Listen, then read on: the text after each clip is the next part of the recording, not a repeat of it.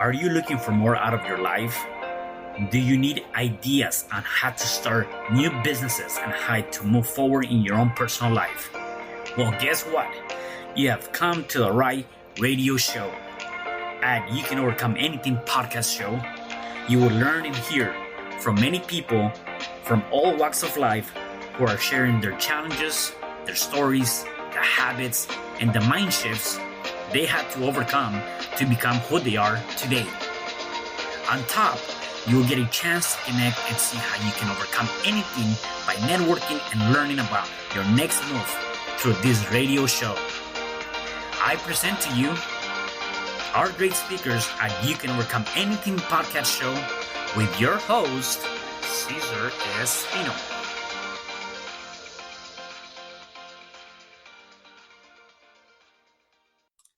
Hey, welcome back. It is your friend Cesar Espino. You can find me at www.cesarrespino.com. And you are at your show, You Can Overcome Anything podcast show. Today I have a special guest. Her name is Eli Dobek. How are you, Eli? I'm doing great. How are you doing? I am doing wonderful. Thank you for being here and cannot wait to get this interview started and learn more about you, Absolutely. I'm excited to be here. Awesome. So before we dive in, let me just give our listeners a little bit of your background so they can get to know you. Okay. Sure. So Eli has a bachelor's and master's in psychology. She's a certified personal trainer, certified with precision nutrition. She was a college athlete, and sports and fitness has always been part of her life, which helped her maintain clarity in chaos. Taking care of her body and mind are the ways that she is able to be successful in life. And when she feels life is out of control, this is where she puts her focus on. She owns her own business and it is passionate to empower others to take responsibility and action towards reclaiming self-love and a fulfilled life. Awesome.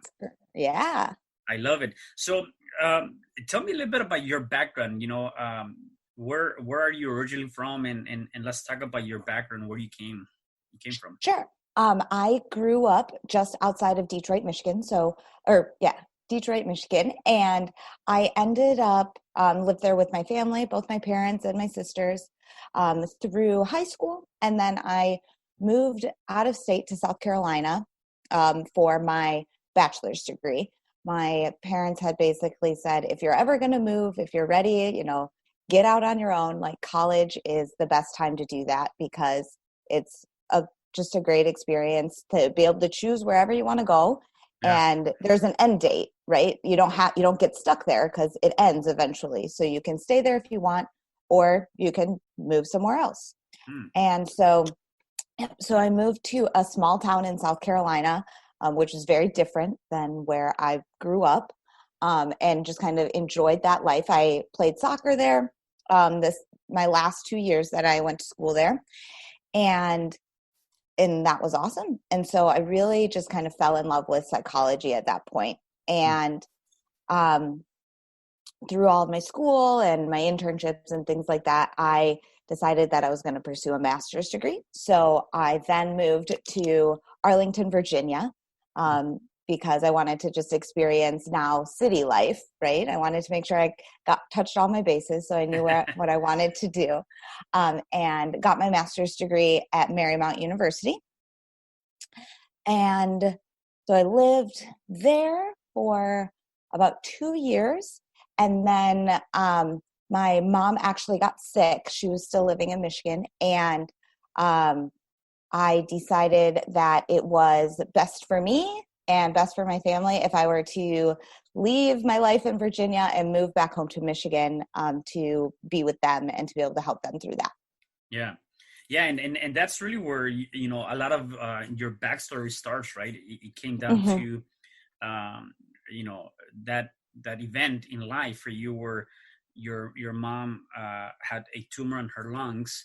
Yep. And then therefore you had to go back and really for you it was a tough situation there. From what I read here is that she really didn't make it out, right? From the surgery didn't go too good, and she stayed in the hospital trying to recover, yet she didn't recover from that and unfortunately passed away. And for you, that was one of your moments, right? And I want to know more about that. Yeah, absolutely. Absolutely. That was a big life changer for me because it was never even on our radar because she wasn't sick for a significant amount of time, right? We found her cancer and she said, okay, I'm going to do surgery. This is going to be it. We're going to get this tumor out and then I'll go home and recover. And that was the plan. And they didn't anticipate anything further than that.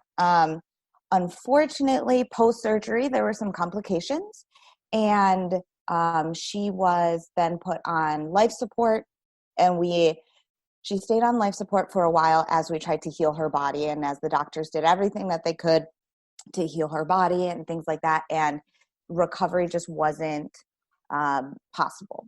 And so after some time in the hospital, we were visiting every day. My life had kind of been flipped upside down. I moved home and was traveling back and forth from the hospital every day. My sisters and my dad as well. Everybody was just kind of all of our eggs in this basket, and we were here to support her because we're very, very family oriented.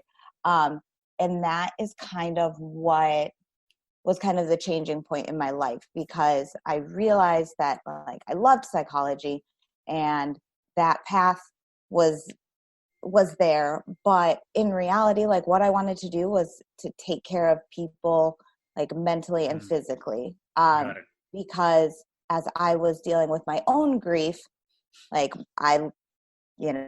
as most people do when they grieve, right, their life changes significantly, and you go through this path of, there are all the 5 stages of grief, and through that I kind of lost myself and was not taking care of my body. And when I'm not taking care of my body, then my mind was feeling like junk. And from there, then I couldn't provide, love and support in a kind environment to those around me, which was always super important to me. So then I decided that it was time that I needed to get myself back together and focus on that health and fitness. And once my body started feeling better, my mind started feeling better, I was able to give more of myself to the people who needed me and to provide support for them as well. And then I decided that I just wanted to help other people who are struggling in this same way, where they kind of lose themselves and don't kind of know what those next steps are going to be to reclaim their identity and reclaim their life and be able to do all of the things that they want to do. And I think that all of that stems from first taking care of yourself. Yeah, and you did mention that too. I was reading here that you definitely want to make sure you take care of yourself first before you help any other people. And I'm going to touch on that in a second. How old were you when your mom passed away? That was in 2013, so I was 23. Okay. 23? Yeah, so 23. So and again, going back to you, dealing with your mom's grief and all that, not only was that huge for you, you also you have to change your social life, you have to change in your financial life. It was really, not just one thing, it was more or less 3 or 4 different things that all hit at one point, which led to you not taking care of yourself, not taking care of your, your persona, right? Exactly. Yep. Yeah. And so at which point though, I mean, and I know you said you were talking about, I need to take care of myself first before I can help anybody else or take care of anybody else. Yet at which point did it really click in your head that you're like, you know what, I need to make a change? What was really the actual, and I don't know if there was, except if there was an actual trigger, what was that trigger that said, you know what, or that series of events that, you know what, I need to, either shape up or I'm going to go down their own path? Right. I would say that it was just kind of the overwhelming feeling of every single day was kind of feeling monotonous and the same. And it was sad. And it was I was angry and I was putting on a front essentially. And when I realized that I wasn't being true to myself and true to the emotions that I was feeling, then I knew that I needed to, because the way that I was feeling isn't the way that I wanted other people to perceive me, because what was inside of me was pretty ugly and I didn't want people to see that. And so when I realized that what I was that it wasn't matching up, it was exhausting, right? It's exhausting to keep up that front. And I was just running out of, the ability to do it and to continue giving in that way that wasn't matching my insides. So what I needed to do was basically like clean up and figure out how to get my inside to match what I wanted to give to other people and what I wanted other people to see. Right. And what was the things that you did to help you step out of that mindset into something different? Was it, getting back to fitness and sports? Because I know you worked at a couple of places, but was it that kind of led you back to that? I think that helped. Absolutely. I started seeking out help, which I think is really important, finding mentorship and learning about it. And on a personal level, I did hire my own personal trainer at the time that just kind of helped me stay accountable. And it made me, set appointments and make sure that I was getting to the gym. And because I was always an athlete, if I was getting to like go work out and I wasn't performing well, then that was frustrating for me. So then I knew I had to clean up what I was eating in order to fuel my body to perform better. So it was all kind of connected in regard that I wanted to fix my insides. So in order to do that, I needed to feel good about myself. And so I did, self-help things. I worked on my own mindset, kind of flipping from self-sabotaging behaviors over to, making sure that I'm putting out like affirmations and putting out into the universe what I want to show and what I want to receive back. And so, there was a lot of that going on. And yeah, it was just a lot of just not diagnosing, but like self-assessing and then kind of putting the puzzle together, which was because I had the psychology background, like that was a little bit easier for me than it might be for other people because I knew where to look and different theories and things like that already that was going to help me on that path and on that journey. Yeah. And you did those things to help you through your own journey. And I'm assuming, you correct me if I'm wrong, you were doing that because you wanted to step out of, that path that you were, going on to really just help you become a better person. Yet that now turns out to be, that's kind of one of the things that you do now. Like you're also, it kind of, from that something grew, which is not only are you trying to empower people, which is one of the things that you want to do, is to be able to empower people so they can take action toward reaching self-love and fulfill life, right? And that came from that experience, right? Yep, exactly. Right. Yeah. And so because go ahead. Yeah. Oh, I was just going to say, had I not had that experience and that like desire to change and improve my own self and like been on my own journey, I wouldn't have the blueprint that I now coach. I used all of those experiences and what worked and what didn't work for me in order to help other people who are on a similar path. Right. And then you worked for a few places within the fitness and sports or whatever, I guess, industry, right? That didn't work out though too good for you. There was a lot of, I guess, negative aspects and some of that to an extent. So I want to know more about that, because then from there, you went in there for a reason, right? And that didn't work out. And then from there you came out and said, okay, you know what? I need to do my own business and become my own boss. So I want to learn about that journey too. Yeah, absolutely. So, as you had mentioned before, I had, some financial struggles and things like that with the move and changing jobs. And so what I ended up doing once I got kind of everything settled, I had a few like odds and ends jobs as nannies and things like that, but I settled into a full-time office job as the manager of a home care company. And that started really great. And it was amazing because I was able to help people that really needed it. And I was able to affect a lot of lives in that regard, both my employees and the people that they were serving.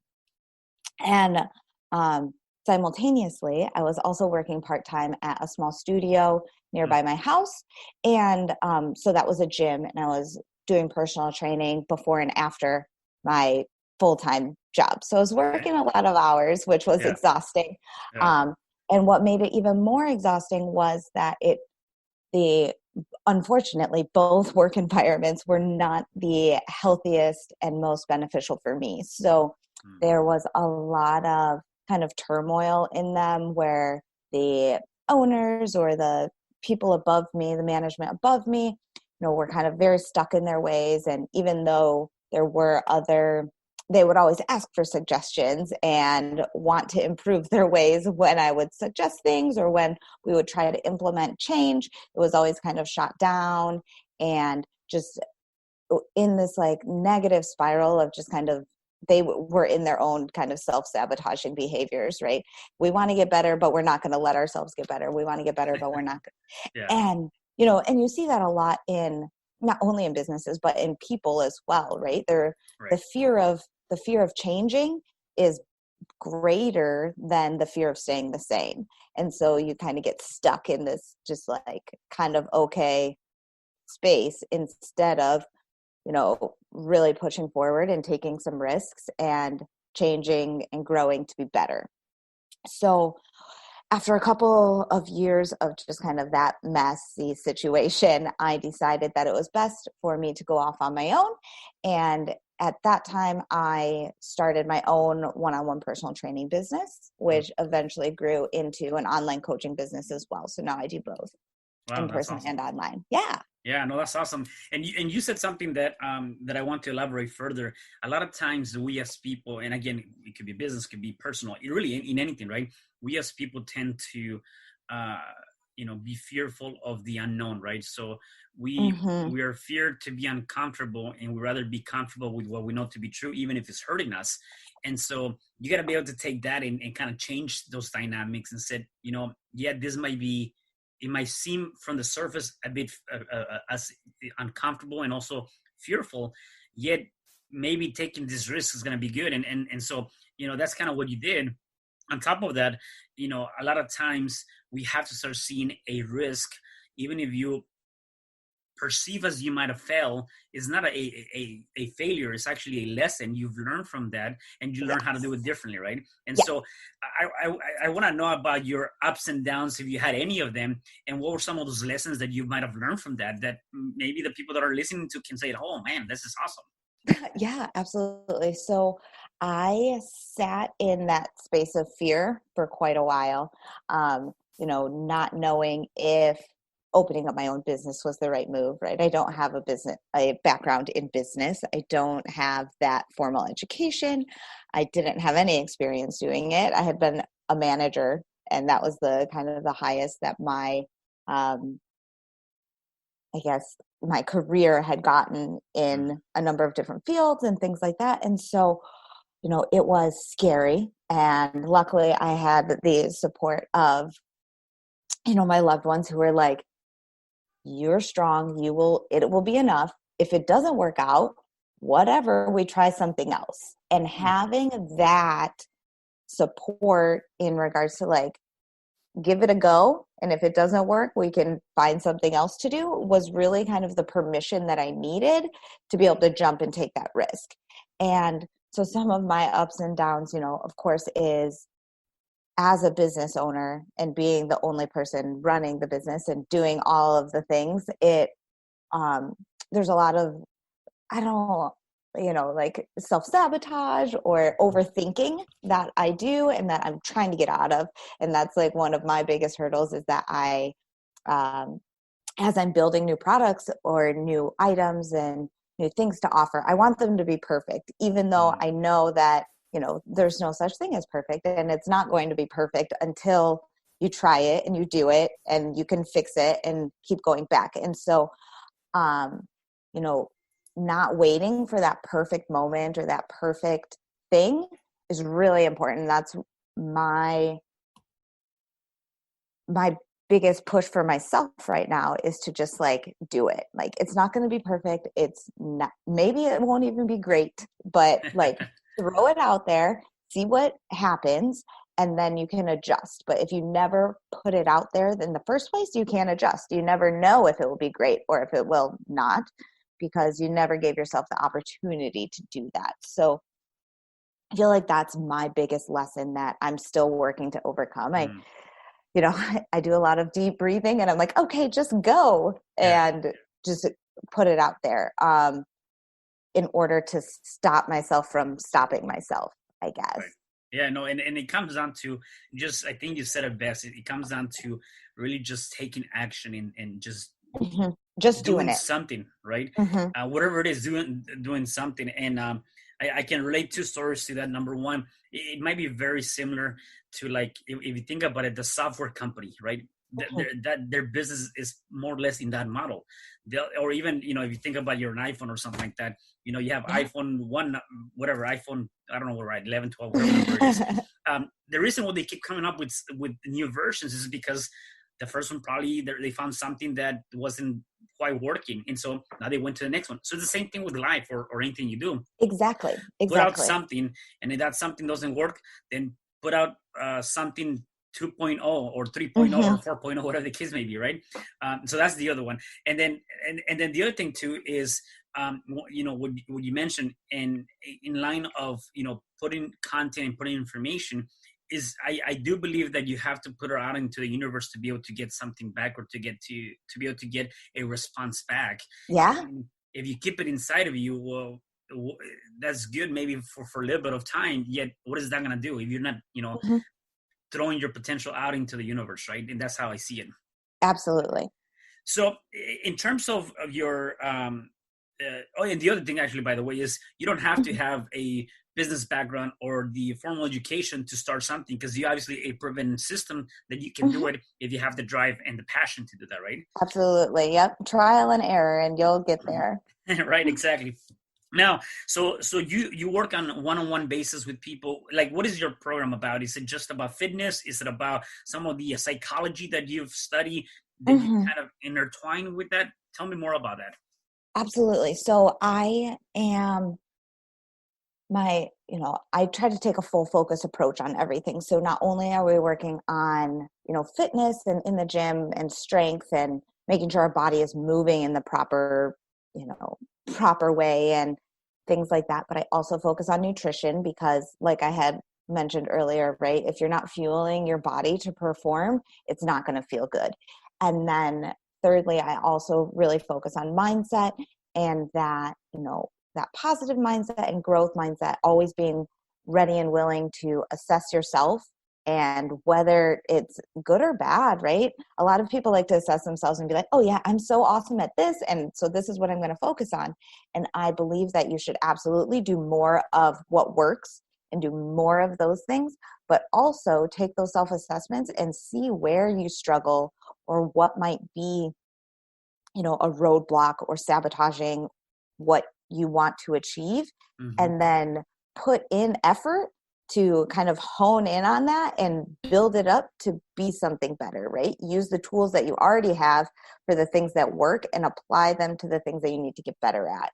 So that is, in regards to mindset and the way that you view food and the way that you view yourself,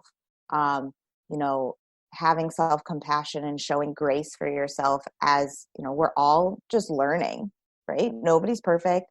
Everybody's on this journey, and it's ugly and messy, and some days are great and some days aren't great. And you just have to be able to understand that not only do you give that grace to other people and understand that they might have some stuff going on in their life, but so do you. And so on days that you're not feeling your best, you just have to chalk it up as, today is not the greatest day, but I'm going to do what I can.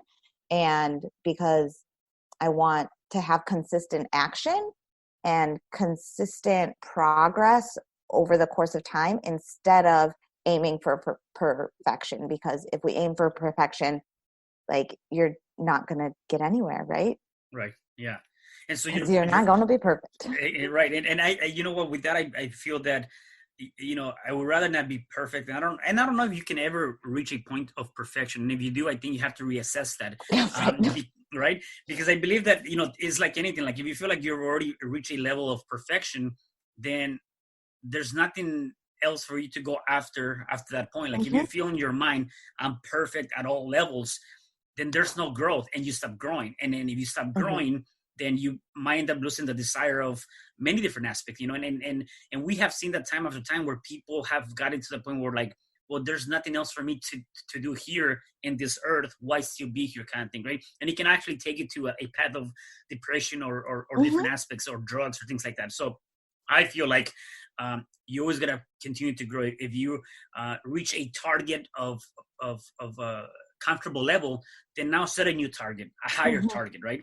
Exactly. So your program is a 12-week program, and a lot of it is regaining control of your life by overcoming the pain and turbulence caused by the devastating life changes that are going through you, right? So if you don't mind me asking, what are some of the people that have come to you in terms of their current situation? Like, what kind of background do they have? Because one thing that I learned too is that before talking to now a lot of people that are in this kind of same business as you are, I always thought about fitness and probably even going to the gym or all that kind of stuff, just about that. It's just like I'm gonna go there, build some muscles, lose some weight, and that's the end of it. And that's how I thought about it. I've learned now that that's not the case. A lot of people like you focus a lot on the mind, focus a lot on helping remove barriers or even those kind of traumas that people might have had in the past. Which is good. I love that. So what are some of the cases or people that come to you with, that they're dealing with in their lives that you've been able to impact them positively? Absolutely. So one of my one-on-one clients, she was actually like one of my very first clients that I ever, in my new business model, when I started on my own, she was one of the first people to call me and say like, I need help. And she was, she's in her 60s, works full time. She's a single woman who her father had passed away, and her whole family lives in Brazil, and she lives here for work. And so she was dealing with this really significant grief and was really depressed and things like that. And so she was struggling to process through that. And then on top of that, she also was in a really terrible car accident that really put a lot of pain and strain on her body. So she was fearful of moving and lifting things because of the pain that she had endured previously and the way that it had affected her body. So we had worked together, and we still work together, but she has been able to come out of that depression. And her family, when they video chat in Brazil, have told her that like they can see it in her face, her skin is lighting up, and that she just is like exuding so much more joy in her life now that she is feeling comfortable with her own body. So she went from like being afraid of lifting up a ream of paper, which is, 4 or 5 pounds. She wouldn't even do that at work, to now she's like deadlifting in the gym and bench pressing and doing all sorts of amazing things that she never in a million years thought that her body would be able to do.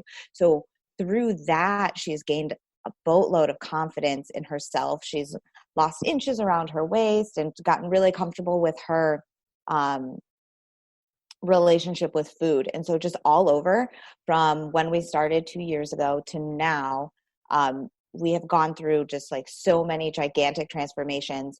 And like you said before, we hit one barrier or like one goal, and then she was like, wait a second, like now we can do this, and now we can do this, and now we can do this. And they just keep stacking up, and she's just out of this world. Is amazing.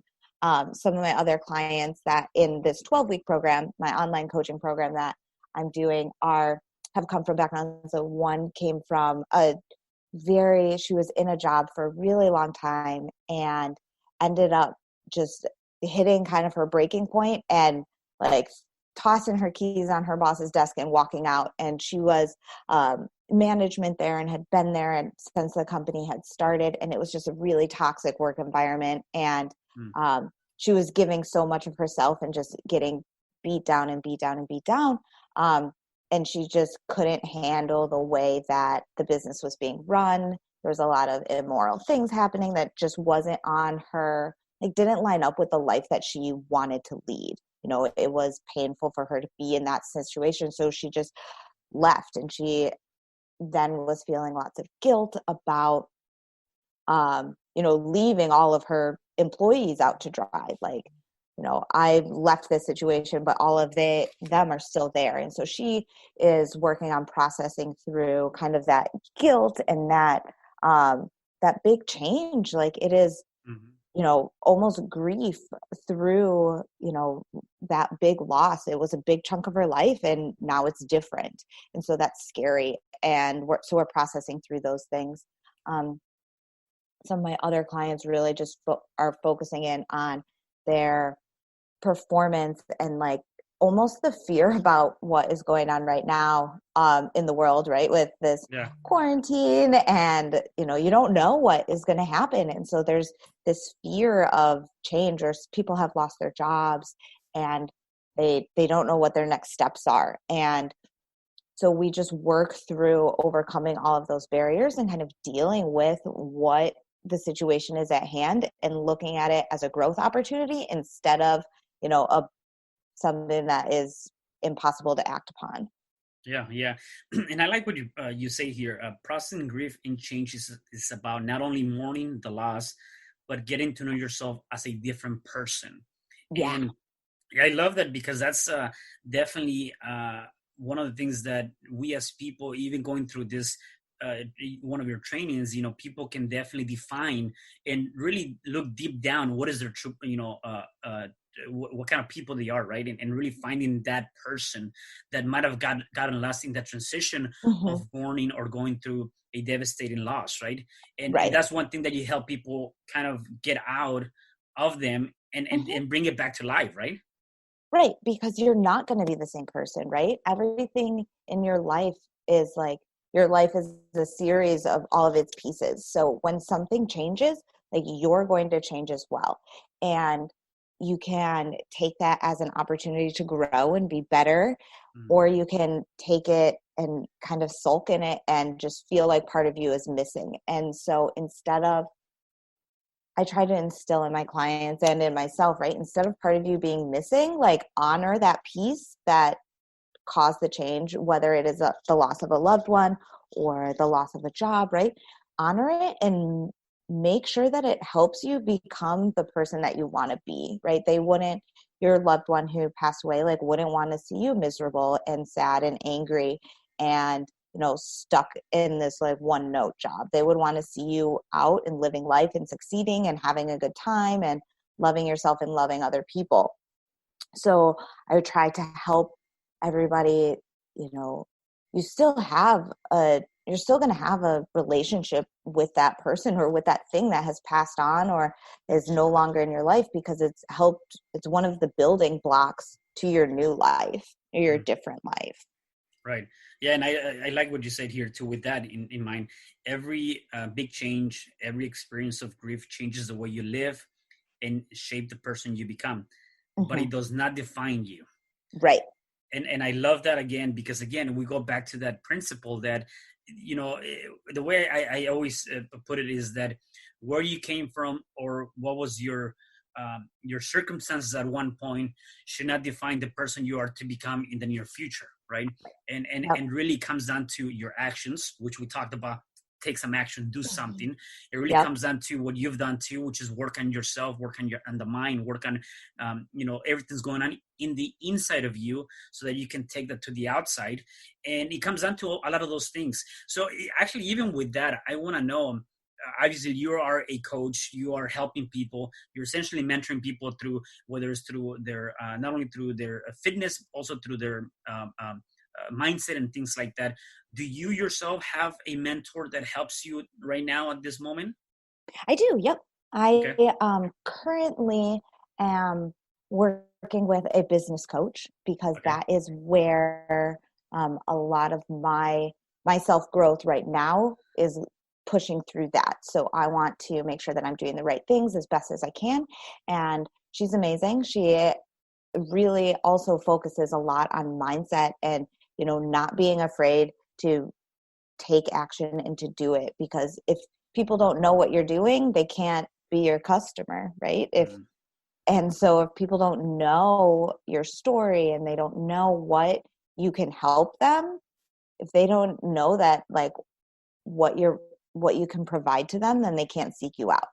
So um I'm working with a business coach right now. I worked with a nutrition coach for quite a few months leading up to my wedding, because that was, what my main focus was at that point, was, feeling really confident and feeling really good up before my wedding.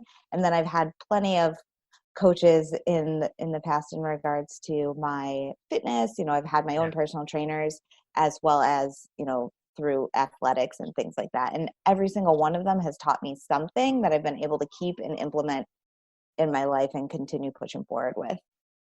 Yeah, and that's one thing that I learned too, is that a lot of times, very successful people, even though they might be in the business of helping, mentoring, teaching other people, them themselves have a coach or a mentor that is also helping them.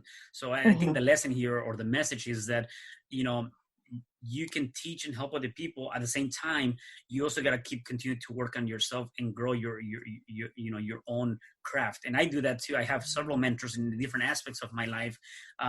Same thing, because again, you're always going to be learning. I go back to my point, is that if you stop growing, if you stop learning, if you feel like you reach perfection, I feel like you're doing it wrong. You have to go back and continue to invest in yourself. Just like you're helping other people, right? Absolutely.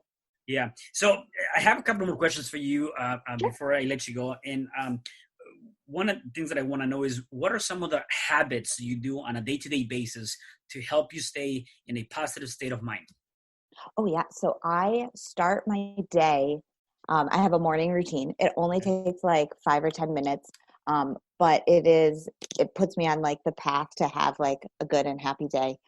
So I have my morning routine, which involves some deep breathing, putting on some good music, while I start my coffee, and like as it's brewing, I do 5 minutes of just movement. So I stretch, or, you know, do some sort of exercise for about 5 minutes to get my blood flowing, get my brain working. And then from there, that's kind of the start to my day. There's a few other things in there, but that varies from day to day depending on what is going on. But for the most part, right, I start with, relaxing my mind, getting ready for the day, and getting moving, because those are the most important things for me to have a successful day. Some of the other really important habits that I have, I do, I time block my day, which I think is a really amazing skill that I'm still working on, but it has helped me immensely over the course of the last year, in order to make sure that I'm prioritizing the right things and making sure that I have time for all of the things that I want to do, and all of the things that I need to do. Yeah, no, that's awesome. I love that. And definitely, if the people that are listening to us or seeing this, if you don't have a routine, definitely get one, because I can tell you, every single person that has wanted to reach higher levels, they have something, and start with something. It can be something small. It doesn't have to take, by the way, 2-3 hours. It can literally be like 5-10 minutes, a simple, just sit, relaxing and just reflecting on the day before, and what you want to accomplish today is more than enough, right? So Exactly. Yep. that's awesome. So if people wanted to connect with you, where can they find you?